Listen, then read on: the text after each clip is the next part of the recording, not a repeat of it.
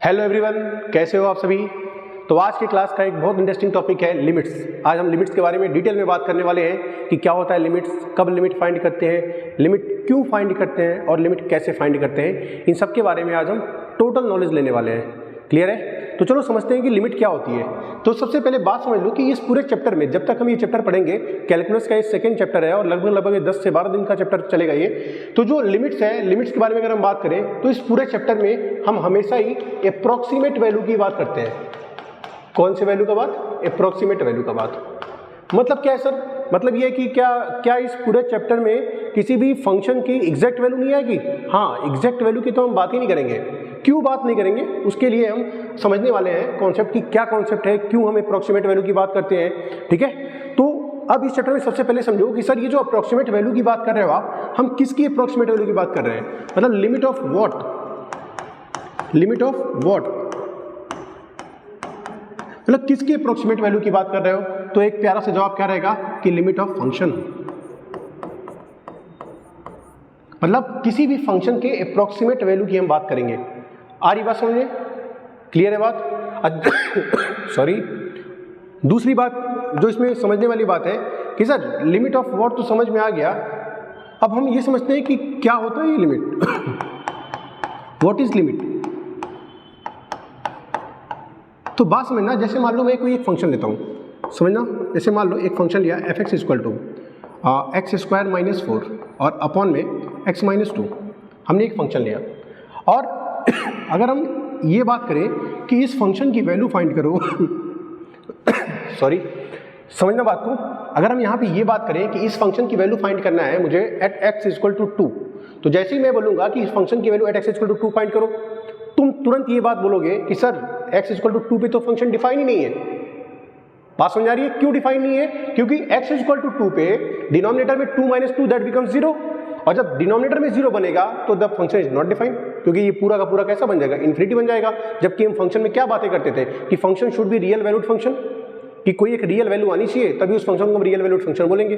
आ रही बात समझे? दैट्स वाई डिनोमिनेटर 0 होते ये फंक्शन डिफाइन नहीं होगा। मतलब क्या हुआ सर? क्या है कि इसका वैल्यू हम कभी भी x इक्वल टू 2 में फाइंड नहीं कर सकते? तो उसी के लिए ये चैप्टर बनाया गया है। क्या कि जब से मान लो कि अगर इसका वैल्यू फाइंड करना भी है तुमको, ठीक है, तुमको पता है कि ये जो फंक्शन है x इक्वल टू 2 पे डिफाइन नहीं है, तो क्या करते हैं इसके लिए हम लिमिटिंग वैल्यू फाइंड करते हैं। उसको लिखने का तरीका क्या है? Limit x tends to 2, x is not equal to 2। ध्यान देना इस बात का, हमने 2 को अप्रोच किया है, ना कि 2 पे वैल्यू फाइंड कर रहे हैं। तो लिमिट x टेंड्स टू 2 और यहां पे लिख दिया fx। सर क्या मतलब होता है इसका? आप ये समझो कि लिमिट x टेंड्स टू 2 और fx की वैल्यू अगर पुट करें तो x square minus 4 upon x minus 2। अब इसकी लिमिट कैसे फाइंड करते हैं ये तो डिटेल में हम बात करने ही वाले हैं। जो मेथड ऑफ फाइंडिंग लिमिट्स में हम लोग टोटल तरीके से बात करेंगे, वहाँ ढेर सारे मेथड हम लोग डिस्कस करने वाले हैं कि अगर ऐसा क्वेश्चन आ जाए तो हम कैसे लिमिट्स फाइंड करते हैं। ठीक है, बट यहाँ पे एक थोड़ा सा मैं अप्रोच दिखाना चाहता हूँ। कैसे? मान लो limit x tends to 2, right, x tends to 2 और ये जो ऊपर एक्स स्क्वायर माइनस 4 लिखा है इसका हम फैक्टर करना चाह रहे हैं। तो अगर फैक्टर करते हैं तो क्या हो जाएगा? x माइनस 2 और x प्लस 2, और डिनोमिनेटर में क्या आया? डिनोमिनेटर में आया x माइनस 2। और हम ध्यान से देखें तो ये x माइनस 2 से x माइनस 2 कैंसिल आउट होगा और फाइनली लिमिट क्या होता है? Limit x tends to 2, right. और जैसे ही अब x का वैल्यू अगर हम 2 पुट करते हैं तो 2 पुट करने पे 2 प्लस 2 4 आएगा। अब हमारी वैल्यू इनडिफिनिट या नॉट डिफाइंड नहीं आ रहा है। इसका मतलब यहाँ पे इस फंक्शन की वैल्यू क्या हो गई? 4 हो गई। इसका मतलब क्या है? अगर मैं इसका फिजिकल मतलब समझना चाहूँ तो इसका मतलब ये है कि अगर फंक्शन 2 पे डिफाइन नहीं है लेकिन 2 के जैसे ही नेबरहुड में हम वैल्यू चेक करेंगे, कन्फर्म है कि वैल्यू 4 आएगी। बात समझ आ रहा है? कन्फर्म है कि वैल्यू 4 आएगी। अब तुम समझना बात को। जैसे मान लो मैंने एक ग्राफ बनाया और ये जो फंक्शन मैंने बनाया इसी फंक्शन में मैं एक ग्राफ बना रहा हूँ। तुम बताना मुझे एक बात कि अगर मैं यहाँ पे देखूँ तो क्या आ रहा है? x प्लस 2, और अगर y equal to x plus 2 की बात करें, अगर y equal to x plus 2 की बात करें तो तुमको पता है कि y equal to x plus 2 का ग्राफ कुछ ऐसा बनता है। सर ये y एक्सिस को 2 पे कट करेगा, ऐसा ही ग्राफ बनेगा इसका। अब बात समझना कि अगर यहाँ पे ये बात कर रहा है, अगर यहाँ पे ये बात कर रहा है कि नहीं 2 पे वैल्यू इसका फंक्शन डिफाइन नहीं है, जैसा कि हमको क्वेश्चन में यही देख के पता चल गया था कि 2 रखते ही तो फंक्शन नॉट डिफाइन हो जाएगा। इसका मतलब 2 पे हमें एक ओपन सर्कल लगाना पड़ेगा, और ये ओपन सर्कल क्या डिनोट करता है कि 2 पे फंक्शन की वैल्यू डिफाइन नहीं है। अगर फंक्शन की वैल्यू 2 पे डिफाइन होता तो हमको लिमिटिंग वैल्यू फाइंड करने की जरूरत क्या थी? आ रही है बात समझ में? तो इसीलिए हमने 2 के नेबरहुड में वैल्यू चेक किया। नेबरहुड का मतलब 2 के जस्ट बगल में हमने वैल्यू चेक किया, जस्ट बगल में यहाँ चेक किया और यहाँ चेक किया, और जब ये वैल्यू हमने देखा तो ये वैल्यू अप्रोक्सीमेट उतनी ही आएगी। कितनी आएगी? जैसे अभी आ रहा था 4 ना, ये अप्रोक्सीमेट वैल्यू 4 आएगी, अप्रोक्सीमेट वैल्यू 4 आएगी। नेबरहुड का मतलब ये है कि चाहे तुम लेफ्ट में चेक कर लो, चाहे तुम राइट में चेक कर लो, है ना। आगे ये भी बात करने वाले हैं हम लोग कि इसका लिमिट एग्जिस्ट तभी करेगा जब लेफ्ट हैंड और राइट हैंड दोनों की वैल्यू सेम आएगी। नेक्स्ट पॉइंट में उसको डिस्कस कर लेंगे। समझ में आ रही नहीं? अभी फिलहाल इस क्वेश्चन से हमको सिर्फ इतना समझ में आया कि लिमिट किसका फाइंड करते हैं, तो लिमिट हमेशा फंक्शन का फाइंड करते हैं। क्यों फाइंड करते हैं? वो इसलिए फाइंड करते हैं कि मान लो किसी भी पर्टिकुलर पॉइंट पे अगर कोई फंक्शन डिफाइन नहीं है, अगर किसी फंक्शन का वैल्यू फाइंड करना पॉसिबल नहीं है, तो हम उस पॉइंट के नेबरहुड में वैल्यू फाइंड करने का पूरा ट्राई करते हैं। बात समझाई? और उस पॉइंट के नेबरहुड में जो वैल्यू आती है वो वैल्यू उस पॉइंट के अप्रोक्सीमेट वैल्यू आती है, और उसी वैल्यू को हम लिमिटिंग वैल्यू बोलते हैं। आई थिंक बात समझ आ गया होगा। थोड़ा आगे चले, समझते हैं, ठीक है। अपना अगला क्वेश्चन है व्हेन लिमिट एग्जिस्ट, कि लिमिट एग्जिस्ट कब करेगा, ऐसा क्या कंडीशन है कि लिमिट एग्जिस्ट करेगा। तो बात समझना, जैसे मान लो पिछला वाला क्वेश्चन था, पिछले वाले क्वेश्चन को मैं थोड़ा सा और अच्छे से ड्रॉ करता हूं, समझना चीजों को। Just wait.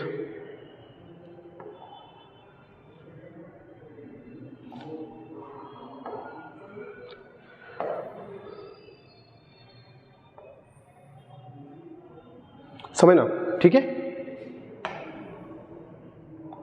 ये हमारा पिछला क्वेश्चन था, ये हमारा पिछला क्वेश्चन था, और हमने देखा था कि जब हम 2 की बात किए थे तो 2 पे हमारा ये फंक्शन डिफाइन नहीं था, राइट। अब समझना, हमने बोला कि 2 के नेबरहुड में वैल्यू हम फाइंड करेंगे। अगर 2 के नेबरहुड में वैल्यू फाइंड करेंगे, इसका मतलब यहाँ पे एक कंफ्यूजन आएगा कि सर एक बात बताओ, नेबरहुड में वैल्यू तो फाइंड करेंगे, लेकिन नेबरहुड में ये अगर हम 2 के इस साइड जाते हैं लेफ्ट में तो ये भी नेबरहुड है, अच्छा 2 के राइट साइड में जाते हैं तो भी नेबरहुड है। मैं बोलूँगा हाँ बात तो सही बोल रहे हो, फिर कौन सी वैल्यू हमको फाइंड करना है ये बता दीजिए हमको। तो मैं बोलूँगा देखो भाई, 2 के जैसे नेबरहुड में जाओगे ना, तो जैसे मान लो यहाँ पे हम जा रहे हैं, मतलब क्या किया हमने, 2 से एक बहुत छोटी क्वांटिटी मतलब माइनस किया, ये समझ लो। तो क्या हम इसको ये बोल दे क्या कि 2 माइनस एच, और बोल दे कि एच बहुत छोटा है। एच बहुत छोटा का मतलब क्या है कि एच टेंड्स टू 0। तो अगर हम इस पॉइंट की बात करेंगे, इस पॉइंट पे फंक्शन की जो वैल्यू आएगी, समझ आए क्या वैल्यू आएगी, ये वैल्यू, सही।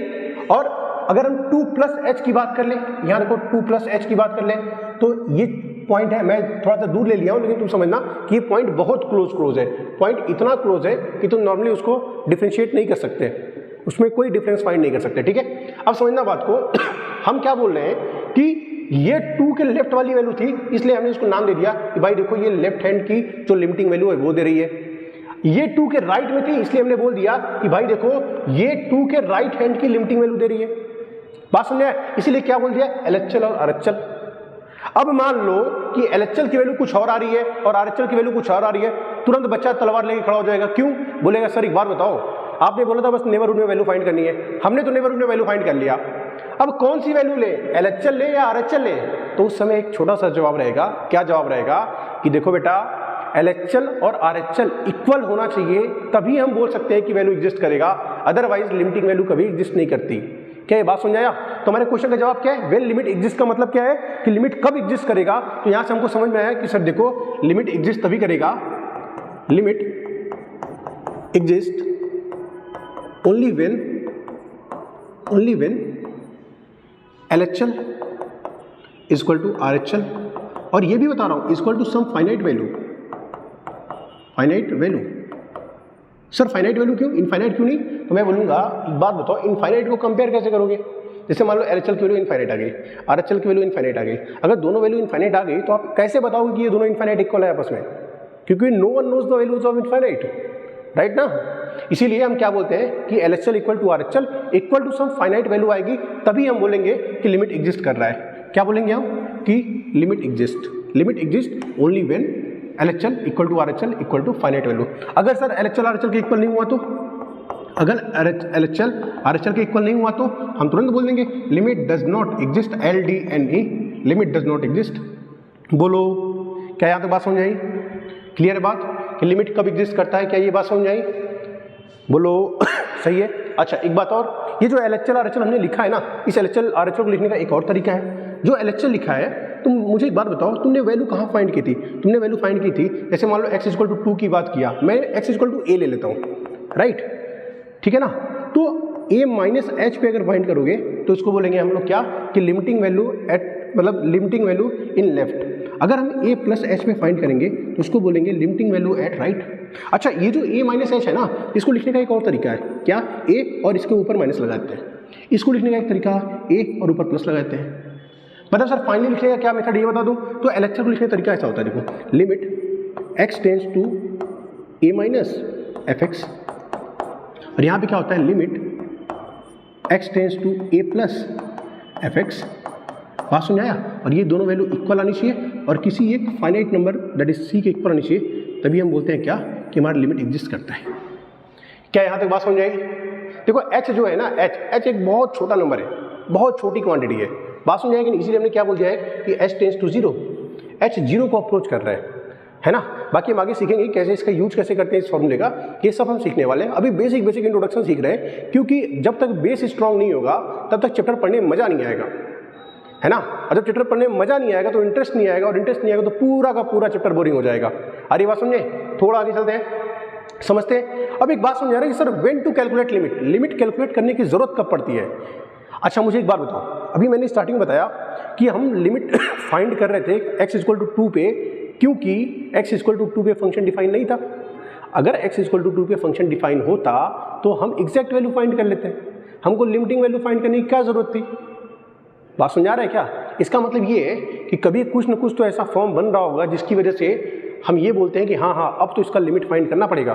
बात समझ आए क्या? तो मैं यहाँ एक छोटा सा टर्म इंटर कराता हूँ और बाद में उसके बारे में समझाऊंगा आपको, अभी समझना बात को। टर्म ये इंटर कर रहा हूँ कि व्हेन टू कैलकुलेट लिमिट, तो ध्यान देना, we calculate limits of indeterminate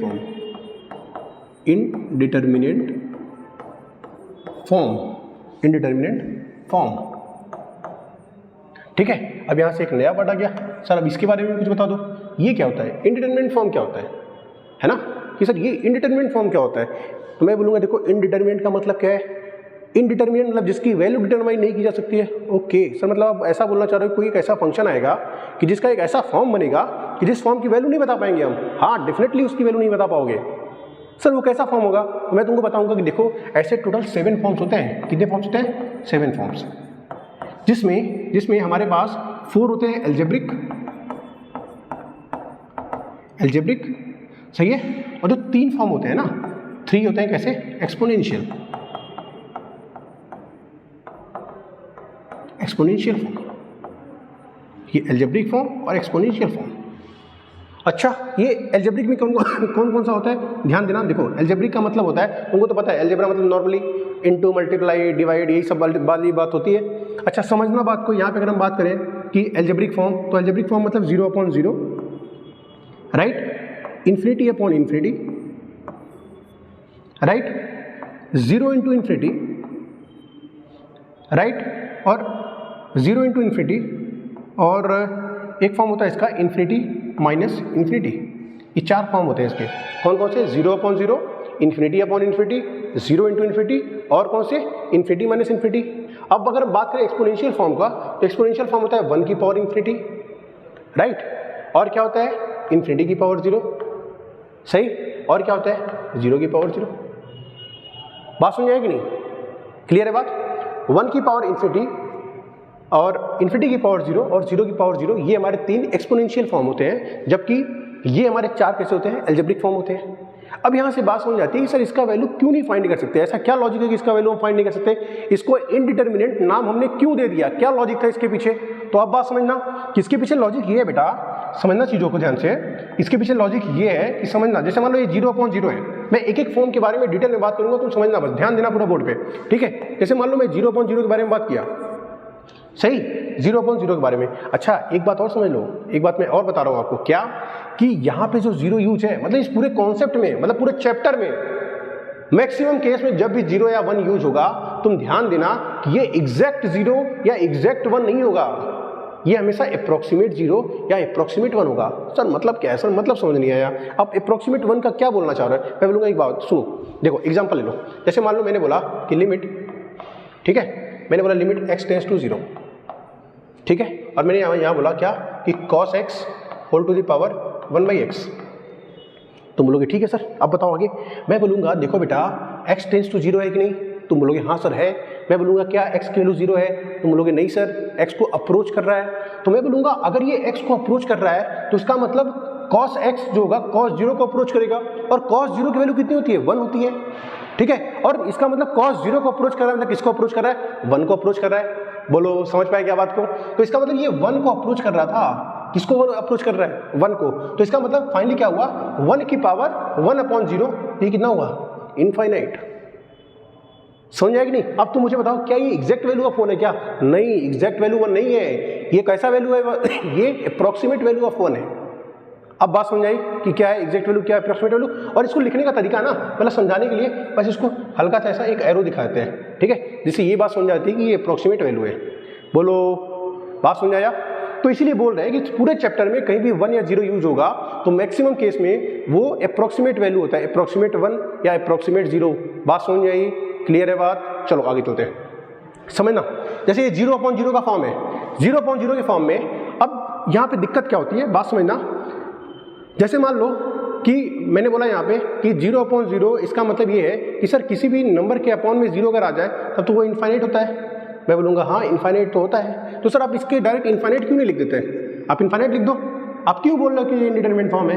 तो मैं बोलूँगा एक बात बताओ, देखो मैंने तुमको अभी क्या बोला, अभी मैंने बोला कि देखो ये जो 0 था ना, ये भी मतलब कैसा 0 है, अप्रोक्सीमेट 0 है, मतलब एग्जैक्ट 0 नहीं है ये, ठीक है।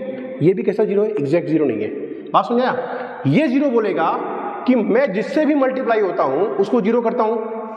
नीचे वाला 0 बोलेगा कि भाई देखो मैं जिसको डिवाइड करता हूँ उसको इनफाइनाइट करता हूँ। और ये दोनों कंफ्यूजन में फंसे रह जाएंगे कि 0 करना है या इनफाइनाइट करना है, इसलिए फाइनली इसकी वैल्यू ही डिटरमाइन नहीं हो सकती है। तो क्या बोलेंगे, कैन नॉट डिटरमाइन।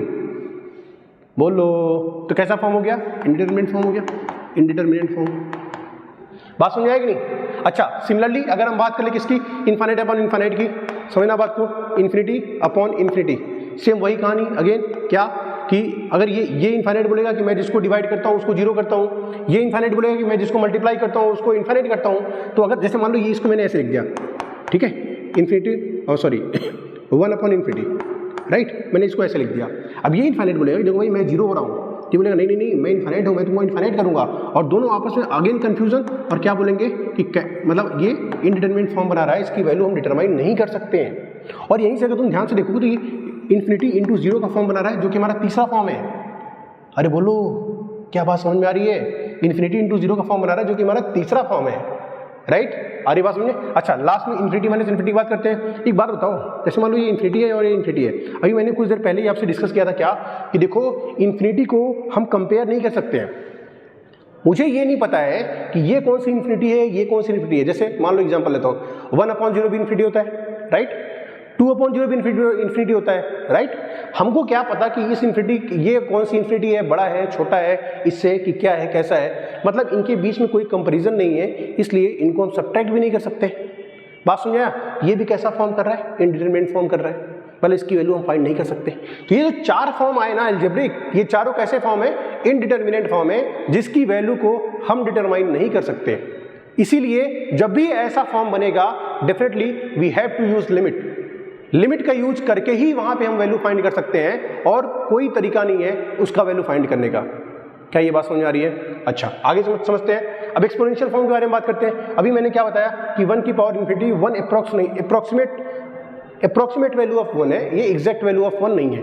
अब अगर बात समझते हैं तुमको कुछ बात समझाता हूँ। जैसे मान लो कुछ देर पहले तुमने ही बताया था कि सर देखो जब तक LHL की वैल्यू RHL के इक्वल नहीं होगी और ये कोई एक कांस्टेंट वैल्यू नहीं आएगा तब तक हम नहीं बोल सकते कि लिमिट एग्जिस्ट करेगा, ठीक है। अगर ऐसा होगा तभी हम बोलेंगे कि लिमिट हमारा एग्जिस्ट कर रहा है।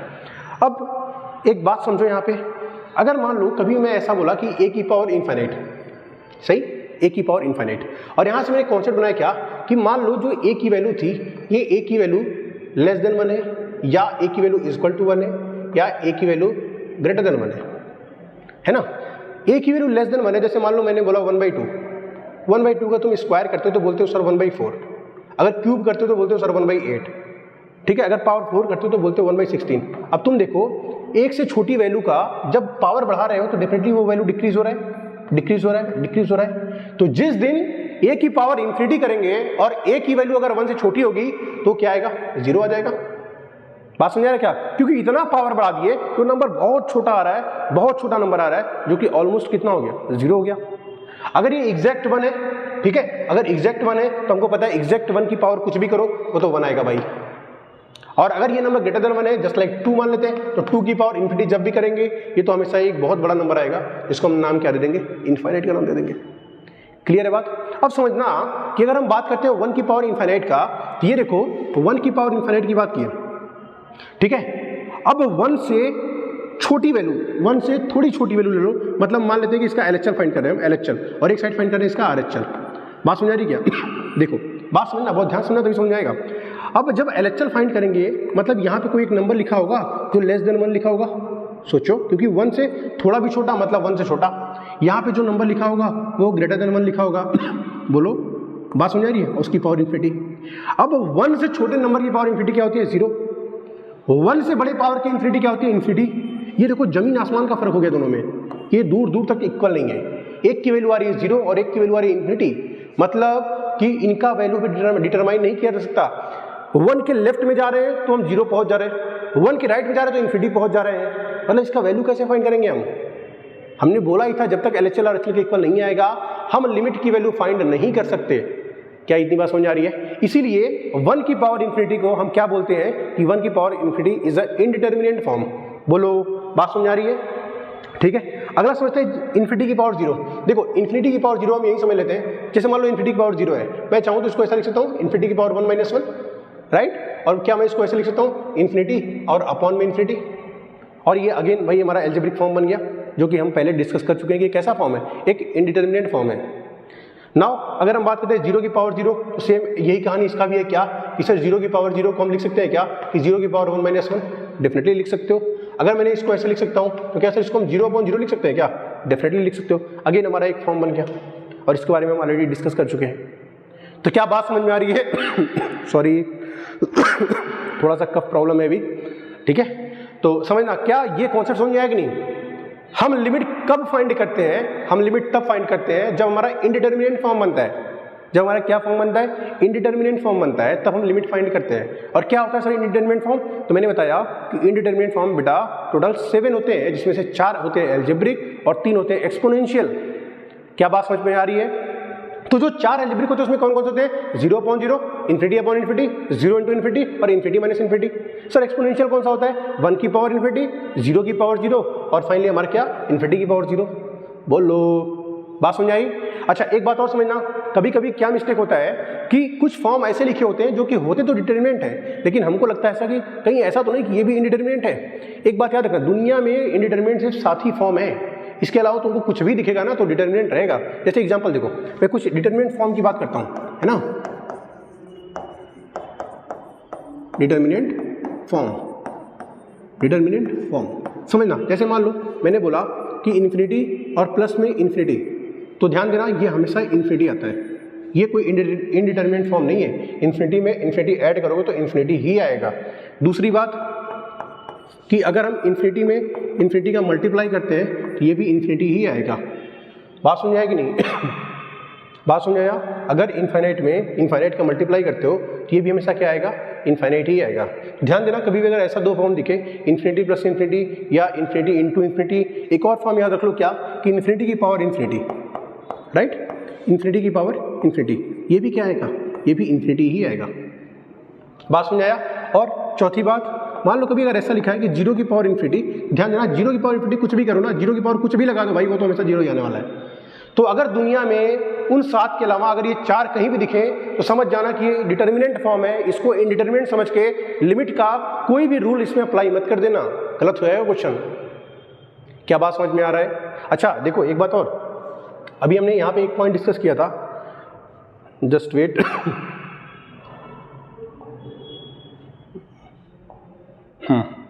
ठीक है, ये वाला जो पॉइंट है ना, ये पॉइंट भी अपने आप में बहुत इंपॉर्टेंट है, इसको हम यूज करेंगे आगे चल के, ठीक है, आगे इसका बहुत ही अच्छा यूज करने वाले हैं। बात समझ आ रही है कि नहीं? क्लियर है बात इतनी? अच्छा अब आगे समझना, ये तो बात हुई कि सर लिमिट्स क्या है लिमिट कब फाइंड करते हैं, लिमिट क्यों फाइंड करते हैं, ठीक है, इनडिटरमिनेंट फॉर्म क्या होता है, इसके बारे में टोटल बात कर लिए, डिटरमिनेंट फॉर्म क्या होता है इसके बारे में भी बात कर लिए, ठीक है। अच्छा, और भी कुछ कॉन्सेप्ट है, उसको बहुत ध्यान समझो। क्या समझना, बिल्कुल बिल्कुल ध्यान समझने वाली बात है ना। क्या ध्यान समझने वाली बात है? जैसे मान लो पहला पॉइंट मैं बोलता हूँ कि मान लो कोई भी फाइनाइट नंबर है, कोई भी फाइनाइट नंबर है, ठीक है। अगर इस फाइनाइट नंबर की अपॉन में एग्जैक्ट जीरो आ जाएगा, एग्जैक्ट जीरो, तो ध्यान देना ये हमेशा इनफाइनाइट आएगा, हमेशा इनफाइनाइट आएगा, हमेशा इनफाइनाइट आएगा। बात समझाया? अगर डिनोमिनेटर में एग्जैक्ट जीरो दिख गया मतलब कन्फर्म है कि ये इनफाइनाइट आएगा। बोलो, समझ आ रही बात? अच्छा, दूसरी बात समझो कि मान लो कि अगर अपॉन में आ गया इनफाइनाइट और ऊपर आ गया कोई सॉरी ऊपर आ गया कोई फाइनाइट नंबर, ठीक है। तो अगर फाइनाइट नंबर के अपॉन में इनफाइनाइट आएगा तो डेफिनेटली ये नंबर क्या हो जाएगा, जीरो हो जाएगा। आ रही बात समझिए? अच्छा, और ऐसे क्या सर, और भी पॉइंट्स है क्या? तुम खुद सोचो और पॉइंट क्या बन सकता है। Finite number upon exact zero देख लिया, फाइनाइट नंबर अपॉन इनफाइनाइट देख लिया, और भी क्या नंबर, जैसे मान लो ऊपर लिखा है tending to zero, tending to zero, और नीचे लिखा है एग्जैक्ट जीरो। तो ध्यान देना, टेंडिंग टू जीरो मतलब कोई ना कोई तो फाइनाइट वैल्यू आएगी, कोई ना कोई फाइनाइट वैल्यू आएगी, और हमारा पहला वाला केस बन जाएगा। ये भी क्या रिजल्ट करेगा, ये भी हमको जीरो ही देगा। क्या इतनी बात समझ आ रही है? बिल्कुल हम लोग बेस बना रहे हैं, अभी लिमिट चैप्टर को पढ़ने के लिए पूरा बेस बना रहे हैं, क्योंकि एक बार न्यूमेरिकल स्टार्ट हो जाएगा तो उसके बाद हम लोग वापस से थ्योरेटिकल पोर्शन में नहीं आ सकते हैं, ठीक है। तो इसीलिए हम पूरा आज के लेक्चर में हम सिर्फ बेस की बातें करेंगे, है ना, छोटी मोटी बातें करेंगे, लिमिट में इंटरेस्ट पैदा करेंगे, ठीक है। बात समझ आ रही है? तो हमने क्या देखा, finite number upon exact zero that results in infinite, finite number upon infinite that results in zero, और tending to zero upon exact zero that results in zero. एक और बात, मान लो कभी ऐसा हुआ कुछ कि zero into any finite value, ठीक है, zero into any finite value. ध्यान देना ये हमेशा क्या आएगा, ये हमेशा आएगा जीरो।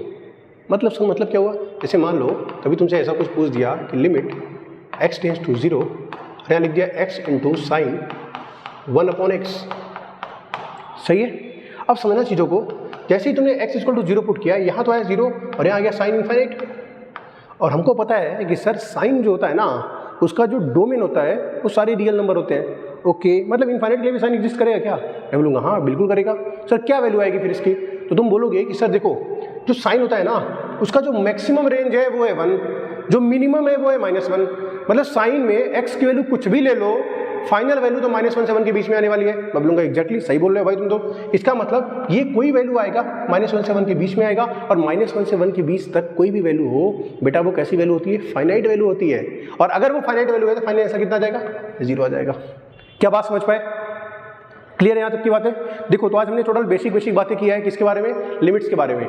और नेक्स्ट लेक्चर में हम आएंगे प्रॉपर तरीके से क्या कि मेथड ऑफ लिमिट्स क्या होता है, जिसमें सबसे पहले हम उठाएंगे किसको, 0/0 या इन्फिनिटी फॉर्म को, ठीक है। 0/0 से स्टार्ट करेंगे और 0/0 को सॉल्व करने का हर एक मेथड सीखेंगे हम लोग, ठीक है। चलिए, थैंक यू, फिर हम लोग कल मिलते हैं। Okay, bye bye.